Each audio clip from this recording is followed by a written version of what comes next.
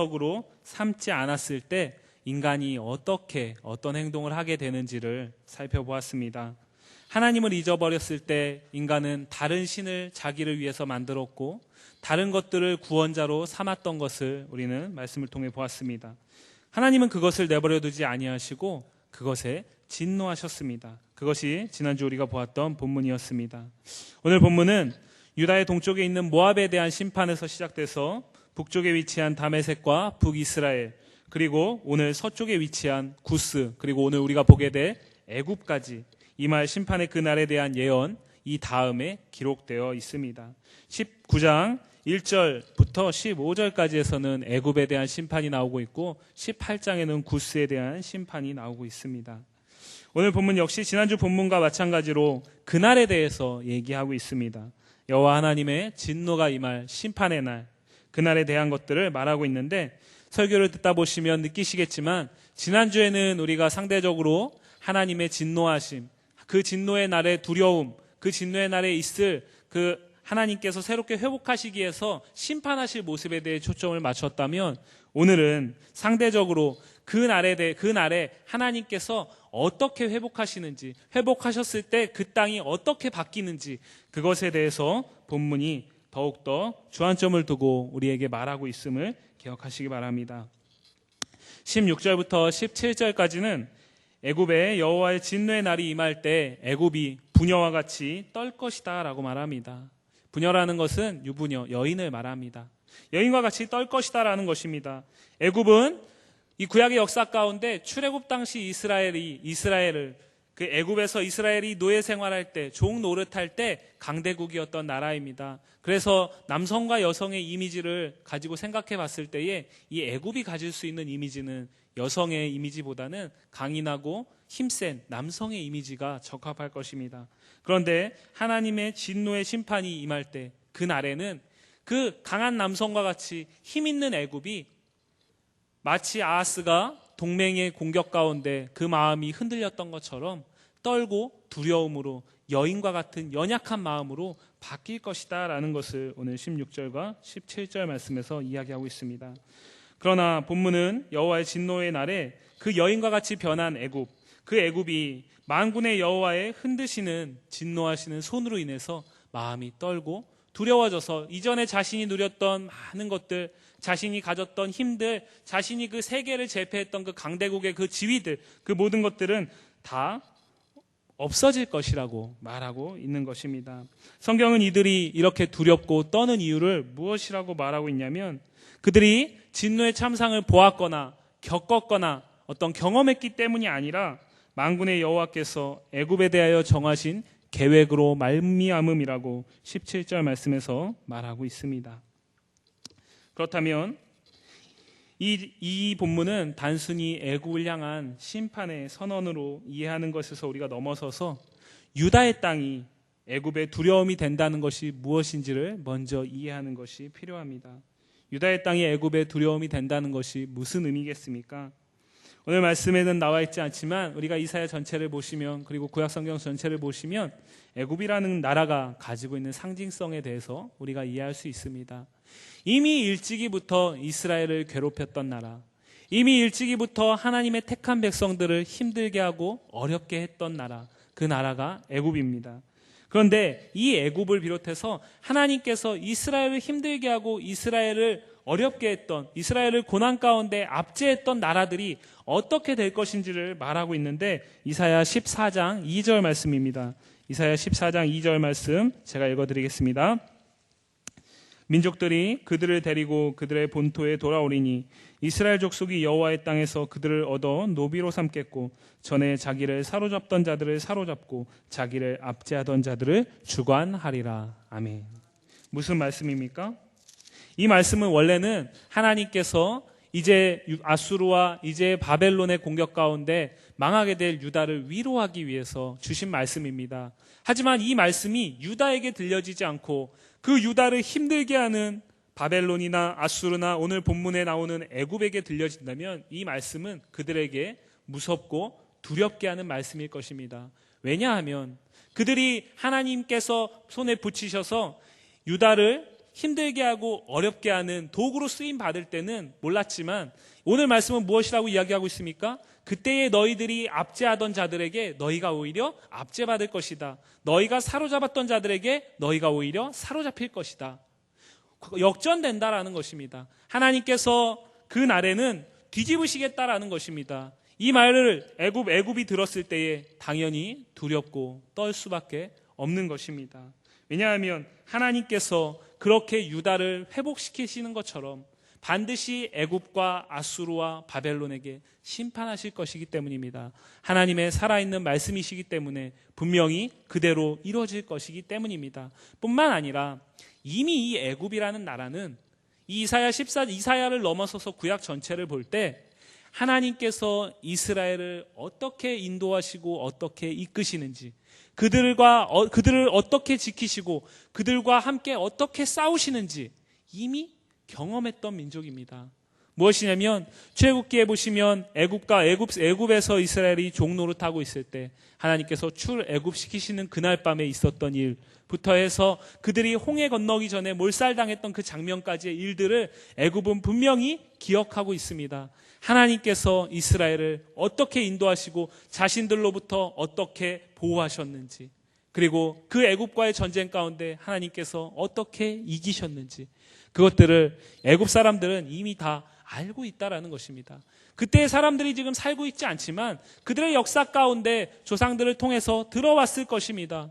그 소식들을 알고 있기 때문에 하나님께서 얼마나 무서우신 분인지, 하나님의 진노가 임할 때에 사로잡았던 자가 사로잡힌 자가 되고 압제받았던 자가 압제하는 자가 되는 이러한 역전의 상황이 그들에게 들려질 때에 이들은 두려워할 수밖에 없었던 것입니다. 이미 그들의 조상이 겪었기 때문에. 출애굽하던 그날에 애굽의 모든 장자들은 다 죽임당했고, 그리고 홍해 앞에서 홍해를 건너는 이스라엘을 쫓아갔던 모든 사람들은 그 홍해에서 수몰 당했기 때문에, 그 하나님의 일하심을 분명히 이들은 보았기 때문에, 알고 있기 때문에 두려워할 수밖에 없는 것입니다. 그렇기 때문에 이 16절과 17절에 나타나는 애굽의 반응은 지극히 당연한 것입니다. 그런데 오늘 말씀은 서두에 말씀드렸듯이 이 절망의 날, 이 진노의 날 하나님께서 애굽을 망하게 하시겠다, 이 말씀이 핵심이 아닙니다. 오늘 말씀은 그 날에 하나님께서 애굽을 어떻게 바꾸시는지, 이들을 왜 하나님이 이들에게 진노의 날을 선포하시는지, 그것이 오늘 본문의 핵심입니다. 18절부터 우리가 보시면, 18절 말씀 보시면 그날에 애굽 땅에 가나안 방언을 말하며 만군의 여호와를 가리켜 맹세하는 5 성읍이 있을 것이며 라고 말합니다. 이 애굽이라는 나라에 가나안 방언을 말하는 도시가 5개가 있다라는 것입니다. 그 5개가 어디인지는 중요하지 않습니다. 중요한 것은 무엇이냐면 애굽이라는 나라에 애굽의 말이 아닌 이스라엘의 말, 가나안의 말을 하는 도시들이 있다라는 것입니다. 영향력을 끼치고 있다라는 것이고, 지금도 우리가 어떤 나라에 가서 우리가 어떤 목적을 이루거나 어떤 일을 할 때에 우리가 한글을 가지고 일할 수 없지 않습니까? 미국에 가면 영어를 써야 하고 독일에 가면 독일어를 써야 하고, 물론 영어가 세계 공통어지만 효과적으로 일을 하기 위해서 우리가 그 나라의 언어를 사용해야 합니다. 당연히 애굽에 있는 도시는 애굽의 말을 사용하는 것이 정상입니다. 그런데 그날에는 애굽에 있는 도시 중에서 가나안의 말을 하는 도시가 있을 것이다 라는 것입니다. 이것은 하나님께서 애굽의 도시들을 하나님께서 주관하신다라는 뜻이고, 이어지는 말씀을 볼 때에 그중 하나를 멸망의 성읍이라 칭하리라 라고 말씀하시는 것을 볼 때에 이 도시의 존재 자체가, 가나안 방언을 말하는 도시의 존재 자체가 애굽 사람들에게 하나님의 진노의 날에 대한 분명한 징조가 되고 분명한 예표가 된다라는 것입니다. 이 도시가 무엇인지는 중요하지 않습니다. 중요한 것은 하나님께서 애굽도 주관하신다라는 것입니다. 우리가 이미 말씀을 통해 보았듯이 아수르도 바벨론도 다메섹도 하나님께서 다 주관하시는 나라들이었습니다. 오늘 본문에 등장하는 애굽 역시 하나님께서 주관하시는 나라다라는 것입니다. 그리고 그 날에는 그 땅에 멸망의 성읍이라고 이름 지어지는 가나안 말하는 도시가 생겨나면서 그 도시의 존재 자체가 애굽 사람들에게 하나님의 진노를 상징하는 도시가 될 것이다 라는 것입니다. 이어지는 19절부터의 말씀을 보시면, 그런데 그 날에 그 여호와의 심판의 날에 애굽 땅 중앙에는 여호와를 위하여 제단이 있겠고 그 변경에는 여호와를 위하여 기둥이 있을 것이다 라고 말합니다. 원래 애굽 땅 중앙에 있었던 제단은 애굽 사람들이 자신들을 지켜주고 자신들을 보호하였던 신으로 믿는, 애굽 사람들이 믿었던 태양신 라신이라고 하는데 그 신을 섬기는 제단이 있었습니다. 그리고 그 변경에는, 국경에는 그 신을 섬기는 기둥이 세워져 있었습니다. 그런데 여호와의 진노의 날에, 그 날에 하나님의 섭리하심 가운데 이 땅에 거짓신, 잘못된 신, 태양신을 섬기던 그 제단이 여호와를 섬기는 제단으로 바뀌고, 태양신을 섬기기 위해 세웠던 그 기둥이 여호와를 섬기기 위한 기둥으로 바뀐다라는 것입니다. 하나님께서 이 땅을, 이방신을 경배하던 이 땅을, 이방신을 찬양하던 이 애굽 땅을 하나님을 찬양하는 땅으로 바꾸어 가신다라는 것을 오늘 말씀은 이야기하고 있습니다. 20절 말씀 보시면 이것이 애굽 땅에서 만군의 여호와를 위하여 징조와 증거가 되리니 이는 그들이 압박하는 자들로 말미암아 여호와께 부르짖겠고 여호와께서는 그들에게 한 구원자이자 보호자를 보내사 그들을 건지실 것임이라 라고 말하고 있습니다. 무슨 말씀입니까? 그날에, 그 여호와의 심판이 임하는 그날에 애굽 사람들이 태양신을 섬기던 제단을 하나님을 섬기는 제단으로 바꾸고 태양신을 섬기던 기둥을 하나님을 경배하는 기둥으로 바꾸어 갈 때에 하나님이 그 모습을 징조로 여기시고, 아, 너희들이 이 어려움 가운데, 이 심판이 선포되는 상황 가운데 나를 찾고 있구나. 너희들이 과거의 잘못들을 돌이켜서 이제는 옳게 변화시키고 있구나, 회복하고 있구나, 너희가 스스로를 고치고 있구나 라고 인정하신다라는 것입니다. 하나님 앞에 이들이 자신의 잘못을 인정하고 엎드리는 것으로 하나님께서 받아들인다라는 것입니다. 그래서 하나님께서 비록 애굽일지라도 그들이 돌아올 때에, 그들이 거짓신, 잘못된 우상을 버리고 하나님만을 경배하며 하나님만을 구원자로 삼고 돌아올 때에 하나님께서 그들에게 한 구원자를 보내주시겠다라고 오늘 20절 말씀은 말하고 있습니다. 그리고 그 구원자를 보내주신 하나님 가운데 이들이 21절 말씀에서 여호와께서 자기를 애굽에 알게 하시리니 그날에 애굽이 여호와를 알고 제물과 예물을 그에게 드리고 경배할 것이요 여호와께 서원하고 그대로 행하리라 라고 말합니다. 무슨 말씀입니까? 이들이 하나님께 돌아올 때에 하나님께서 한 구원자를 보내주셔서 이들에게 하나님이 어떤 하나님인지 알게 하시겠다라는 것입니다. 오늘 이 말씀은 중요합니다. 왜냐하면 우리 가운데 그 누구도 우리 스스로 우리의 지식과 우리의 머리를 가지고 하나님을 알 수 없습니다. 하나님께서 우리에게 하나님을 알려주지 아니하시면 우리는 하나님을 절대로 알 수 없습니다. 그렇기 때문에 하나님을 알 수 없음에도 불구하고 우리는 아는 척하면서 내가 믿고 싶은 하나님, 내가 알고자 하는 하나님만 아는 그러한 우리의 죄성과 연약함이 있습니다. 그런데 하나님은 하나님의 진노의 날에 그 모든 것들을 도말하시고 돌아와 하나님 앞에 엎드리는 자에게 먼저 하나님이 어떤 분이신지를 보여주신다라는 것입니다.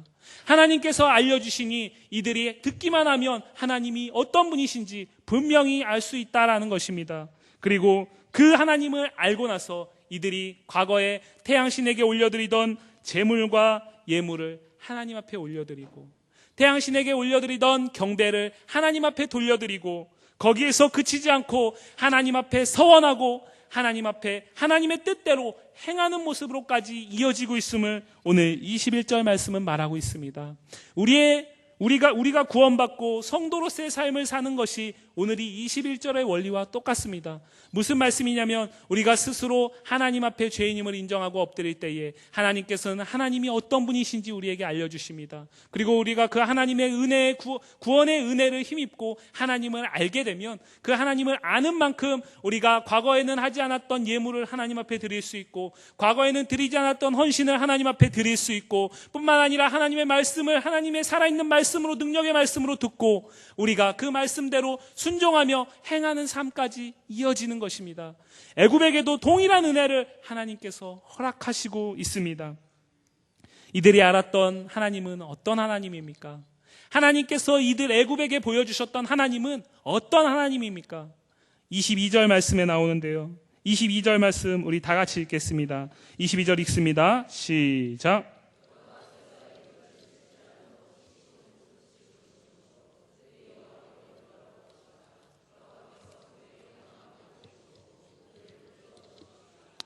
아멘. 하나님께서 애굽의 진노의 날에, 그 멸망의 날에 이들에게 알려주셨던 하나님은 어떤 하나님입니까? 그 하나님은 그래, 너희가 돌아왔으니 내가 너희를 진노하는 그 계획 내가 거두겠다라는 하나님이 아닙니다. 오늘 말씀에서 애굽 가운데 나타나신 하나님, 애굽에게 밝히신 하나님은 어떤 하나님이시냐면, 그래, 너희가 돌아왔구나, 내가 너희에게 한 구원자를 보내줄 것이다. 그리고 내가 너희에게 내가 누군지 알게 할 것이다. 그 가운데 너희는 과거의 잘못된 예물과 재물을 나에게 돌려드릴 것이고, 과거의 잘못됐던 경배의 모습들을 나에게 다시 돌려놓을 것이다. 하지만 내가 너희를 향한 진노의 계획을 여전히 유효할 것이다 라는 것입니다. 너희를 향한 진노의 계획은 하나님이 거두지 않으실 것이다 라는 것을 22절 말씀에서 이야기하고 있습니다.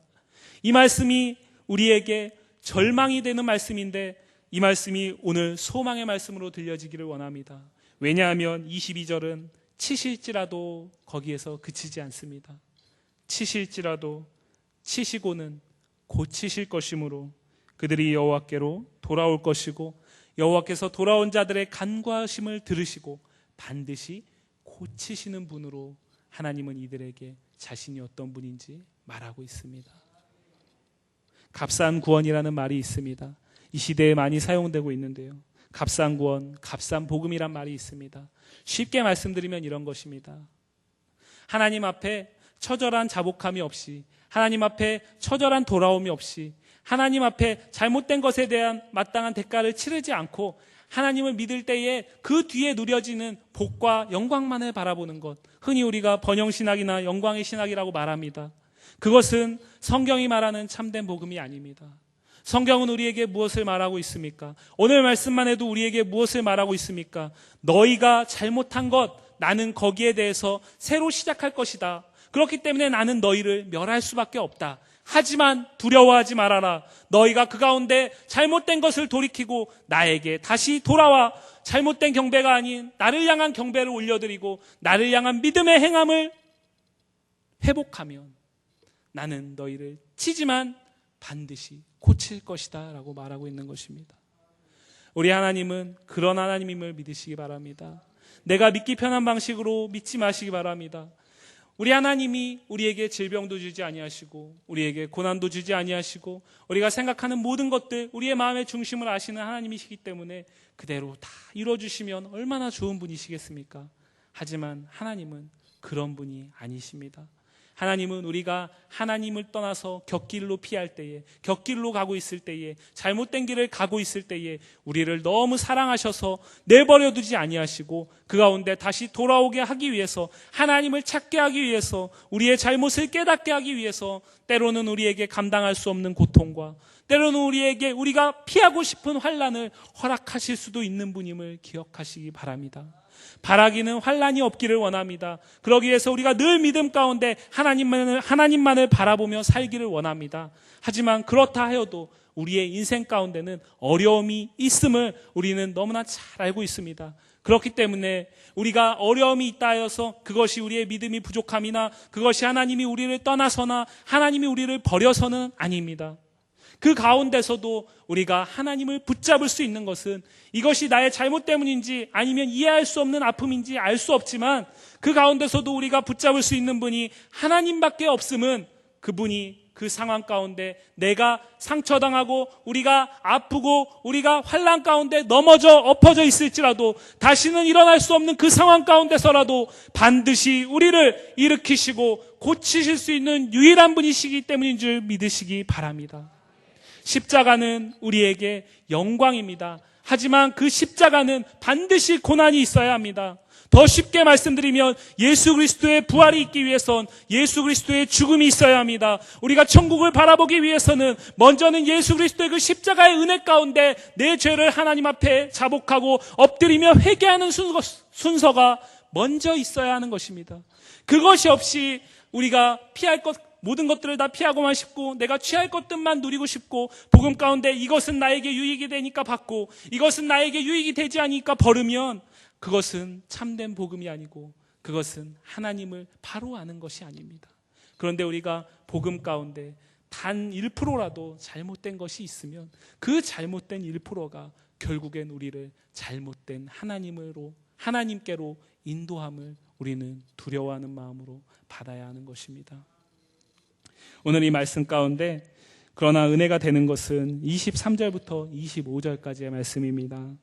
애굽이라는 나라를 향해서 하나님이 회복을 선포하고 있습니다. 오늘 이 말씀은 누구를 향한 말씀입니까? 누구에게 하고 있습니까? 애굽에게 하고 있는 얘기가 아닙니다. 이사야를 통해서 유다 백성들에게 선포하고 있습니다. 이사야를 통해서 이스라엘에게 선포하고 있습니다. 그런데 하나님은 애굽을 이야기하고 있습니다. 왜냐하면 애굽도 그들이 하나님을 두려워할 만한 이름으로 하나님을 기억하고 있지만 이스라엘과 유다 역시 이 애굽과의 관계에서 하나님께서 어떻게 그들을 지키시고 어떻게 그들을 보호하시고 승리하게 하셨는지를 분명히 알고 있기 때문입니다. 그 애굽까지도 하나님께서 반드시 고치시는 분이시라면 오늘 이 말씀을 듣는 유다 그리고 이스라엘 그리고 이 자리에 있는 우리는 당연히 고치실 수 있는 분이시지 않겠습니까? 이 유다 사람들이 듣기에는 이 말씀을 들을 때에 기가 막혔을 것입니다. 왜냐하면 23절과 25절 사이에서 말씀에서 뭐라고 이야기하고 있습니까? 쉽게 얘기하면 이런 것입니다. 애굽과 아수르가 함께 하나님을 경배할 것이다. 23절 말씀입니다.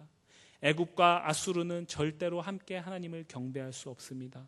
왜냐하면 그 둘 중에 하나만 살아남아야 되는 나라이기 때문입니다.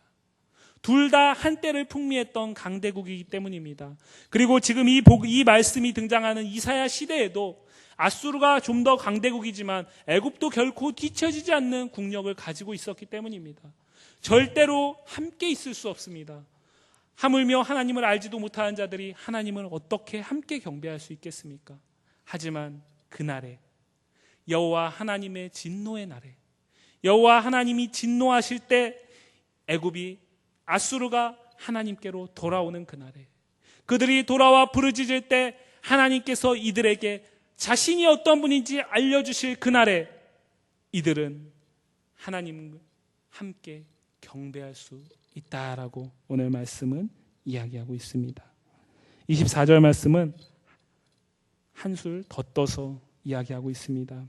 그날에 이스라엘이 애굽 및 아수르와 더불어 셋이 세계 중에 복이 되리니라고 말합니다. 이 말씀은 우리가 들을 때는 너무나 은혜가 되는 말씀이어야 합니다. 왜냐하면 우리는 이방인이기 때문이죠.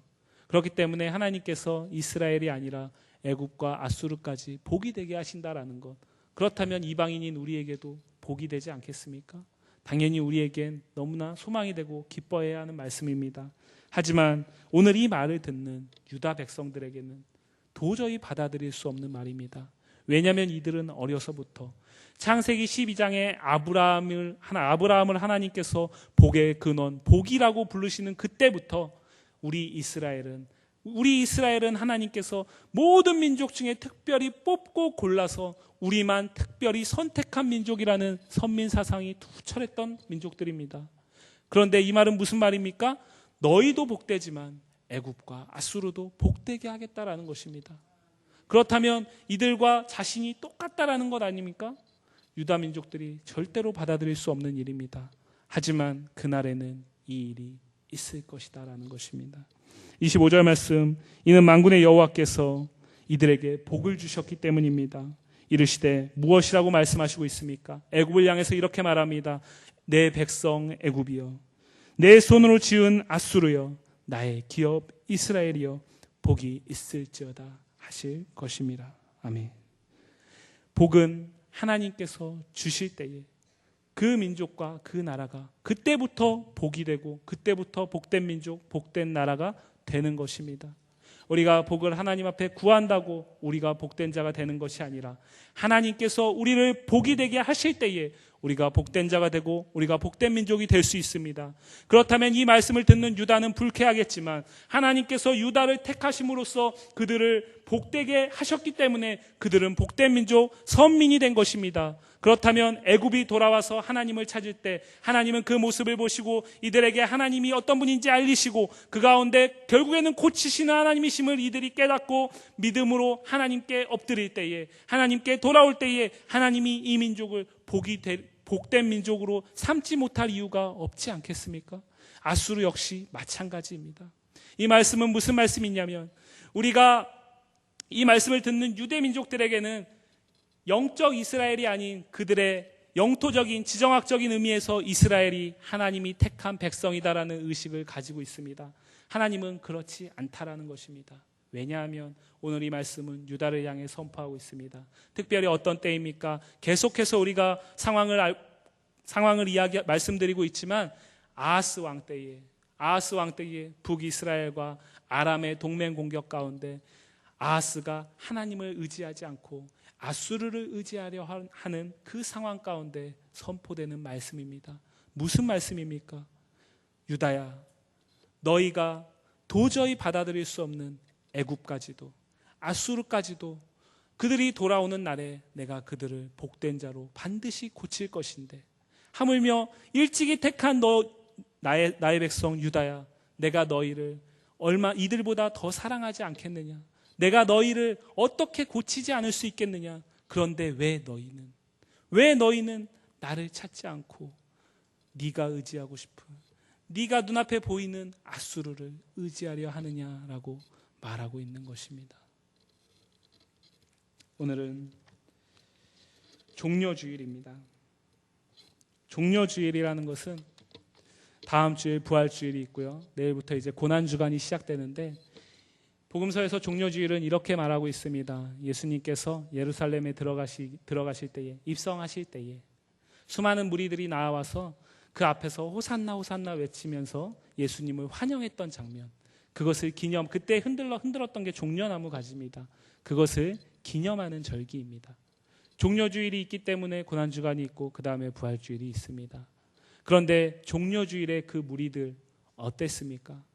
그 무리들 예수님이 예루살렘 성에 들어올 때에는 거의 미친 사람처럼, 거의 광팬처럼 예수님을 향해서 외쳤습니다. 호산나 호산나, 메시아 만세. 이제 우리는 이 로마의 식민지 가운데 이제 우리는 벗어날 수 있겠구나.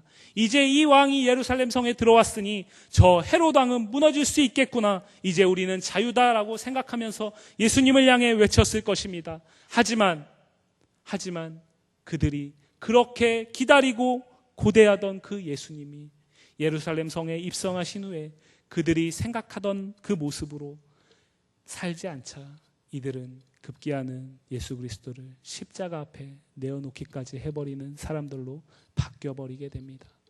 무슨 의미입니까? 우리가 복음서는 이렇게 말하고 있습니다. 나더러 주여 주여 하는 자마다 하나님 나라 들어갈 수 없다라고 말합니다. 그러면서 주여 주여 하는 것보다 더 중요한 것은 우리가 예수 그리스도를 온전히 우리의 구원자로 믿으며 그 구원자 되신 예수 그리스도의 뜻 가운데 제자된 삶을 살며 열매 맺는 것이다 라고 마태복음에서 이야기하고 있습니다. 우리가 예수님을 향해서 열광할 수 있습니다. 우리가 예수님께서 복 주실 때에 당연히 우리가 예수님을 찬양할 수 있습니다. 우리가 예수님께서 내가 원하는 방식대로 나를 이끌어 가실 때에 당연히 우리는 그 예수님을 누가 찬양하라고 하지 않아도 찬양할 수밖에 없습니다. 하지만 오늘 말씀은 무엇을 이야기하고 있습니까? 그 예수님이 내 생각과 다를 때입니다.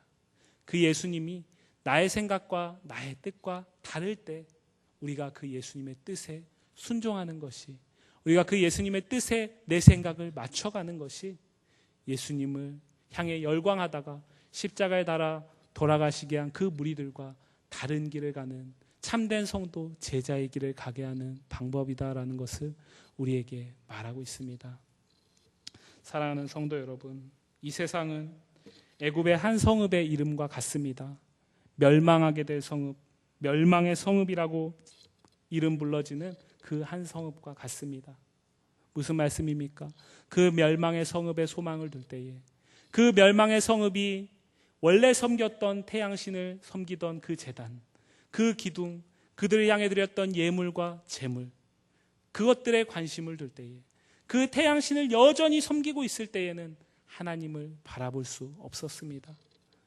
우리는 생각합니다. 우리가 예수님과, 구원자 되신 예수님과 다른 어떤 것을 함께 섬길 수 있다라고 생각합니다. 하지만 우리 예수님은 절대로 그런 대접을 받으실 수 있는 분이 아니십니다. 우리 예수님은 어떤 상황 가운데서도 오직 예수님만을 유일한 구원자로 삼는 자에게 구원자가 되시는 분임을 믿으시기 바랍니다.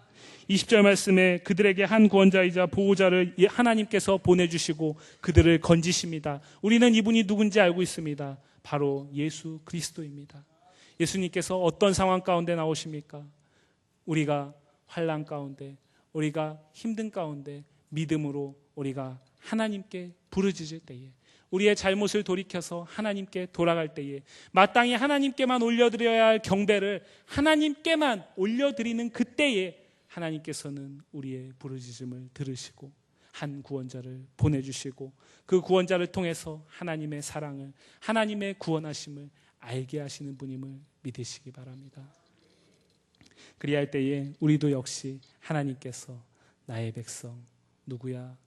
나의 기업 누구야? 내 손으로 지은 누구야? 라는 음성을 들을 수 있을 것입니다. 우리는 하나님이 지은 백성입니다. 하나님이 지은 백성이기 때문에 우리를 하나님보다 더 잘 아는 사람은 없습니다. 세상의 헛된 것들에 우리를 맡기지 않기 부탁드립니다.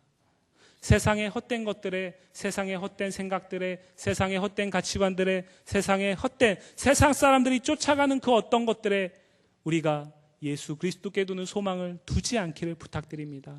그것은 있어도 되고 없어도 되는 것입니다. 하지만 예수님은 없으면 안 되는 것입니다. 예수님은 없으면 안 되는 것입니다. 애굽이 망하는 그 순간 가운데서, 모든 것들이 몰살당하는 그 상황 가운데서도 예수님은 유일한 구원자로 오늘 본문 가운데 우리에게 남아있음을 기억하시기 바랍니다. 붙잡을 수 있는 분은 예수님밖에 없습니다. 이제 한 주간 동안 고난주간을 보내실 텐데, 고난주간을 보내시면서 금식하시는 것도 의미 있습니다. 우리의 어떤 유의생활들을, 여가생활들을 줄여가는 것도 분명히 의미가 있습니다. 하지만 그것보다 더 중요한 것은 우리가 그 고난주간 나를 위해 십자가에 달린 예수 그리스도, 그 예수 그리스도만을 나의 유일한 구원자로 삼고 있는가? 이 예수님이 나를 지으셨기에 나를 누구보다 잘 아시고 나를 환난 가운데서 혹 건지시지 않을지라도 반드시 고치실 분이시기에 나는 언제나 그분만 의지하고 살 것인가? 거기에 대해서 언제나 아멘할 수 있는 대답이 우리의 심령 가운데 있어야 할 줄 믿습니다. 이번 한 주간 그리스도의 고난을 채우시길 부탁드립니다. 그리스도의 고난을 채우실 때에 그 그리스도의 십자가의 은혜가 더욱더 사무치게 될 줄 믿습니다.